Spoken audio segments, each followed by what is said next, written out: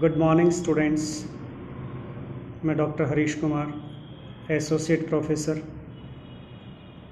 Political science, Shri Kalyan Rajkiya Kanya महाविद्यालय सीकर। आज हम लोग अमेरिका की विदेश नीति के बारे में ही चर्चा करेंगे जो गत कक्षाओं में आपने डिस्कस किया है। इसमें आज हम चर्चा करेंगे राष्ट्रपति ट्रूमैन के कार्यकाल की विदेश नीति कि जो अमेरिका के राष्ट्रपति थे ट्रूमैन, उनके समय में अमेरिका की विदेश नीति कैसी रही है।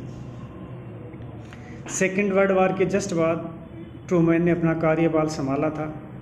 इस दृष्टि से अमेरिका की विदेश नीति हमारे लिए चर्चा करना और भी महत्वपूर्ण हो जाती है।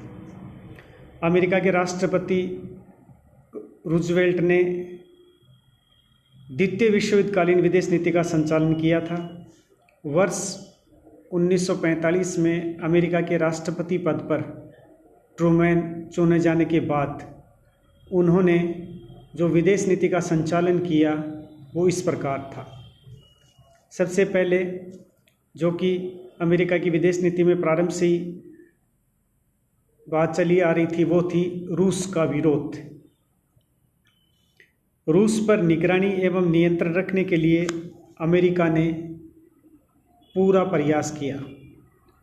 वह साम्यवादी प्रभाव को रोकने के लिए सुनियोजित विदेश नीति का संचालन करना चाहता था। एक ऐसी व्यवस्थित ढंग से फॉरेन पॉलिसी हो जिसके आधार पे वो कि साम्यवाद को रोक सके, इस तरह की योजना ट्रूमैन ने भी बनाई थी।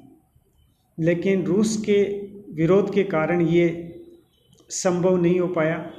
अमेरिका ने रूस का विरोध करने के परिणाम स्वरूप 11 मार्च 1947 को मार्शल योजना की घोषणा की। जनवरी 1949 में 4 सूत्री कार्यक्रम की घोषणा करके साम्यवाद को नियंत्रण में लेने का प्रयास भी किया गया। दूसरी जो ट्रूमैन के समय की फॉरेन पॉलिसी की जो बात है वो है शीत युद्ध के संघर्ष की बात। शीत युद्ध के संघर्ष के साथ ही अमेरिका विश्व का नेतृत्व करना चाहता था। यूनान और टर्की में साम्यवादियों का दबाव बढ़ने लगा तो शीत युद्ध में खुले राजनीतिक संघर्ष का मोर्चा खोला गया। शीत युद्ध भी इसी संघर्ष की राजनीति का शिकार हुआ। तीसरी जो बात है वो है विदेशी सहायता। अमेरिका ने अपने विदेश नीति में सदैव ही दूसरे राष्ट्रों को आर्थिक मदद देकर अपने पक्ष में करने के प्रयास में रहा है। उसी कड़ी में ट्रूमैन ने भी अपनी नीति को आगे बढ़ाया। ट्रूमैन ने आर्थिक मदद राष्ट्रों को इसलिए उपलब्ध कराई कि वे साम्यवाद के प्रभाव से मुक्त रह सकें और अमेरिका के पक्ष में खड़े रहें। इसी योजना के तहत अमेरिका ने यूनान को $25 करोड़ और टर्की को $15 करोड़ की आर्थिक सहायता भी उपलब्ध कराई। इस विदेशी सहायता के दृष्टिकोण में अमेरिका के राष्ट्रीय हित यथावत थे, उसके नज़रिए में बदलाव नहीं आया था। इसके अलावा ट्रूमैन ने अपने समय में एक 4 सूत्री कार्यक्रम का भी लॉन्च किया। उस ट्रूमैन ने अपने कार्यकाल में विदेश नीति को नवीन दिशा प्रदान करने के लिए एक 4 सूत्री कार्यक्रम की घोषणा की, जिसमें ट्रूमैन ने 4 बातों को शामिल किया था।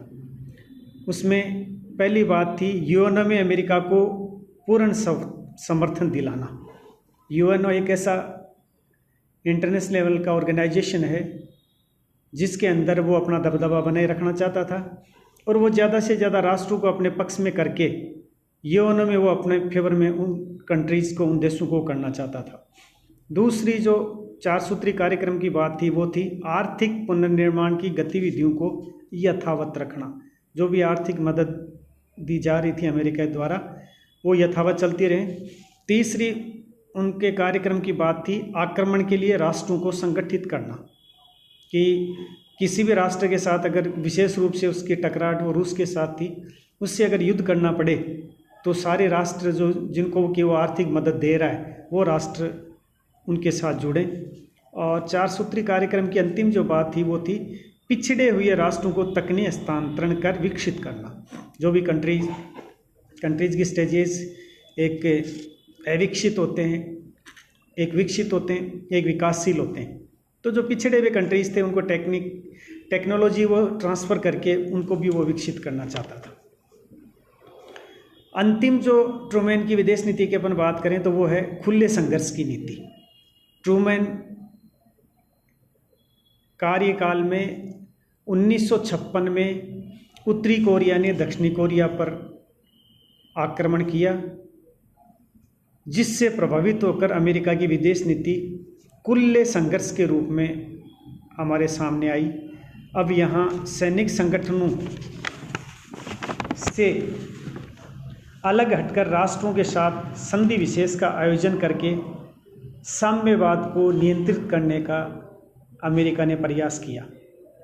इस प्रकार हम देखते हैं कि 1945 के बाद से ही अमेरिका ने अपनी विदेश नीति के अंदर कड़े कदम उठाए। Thank you students.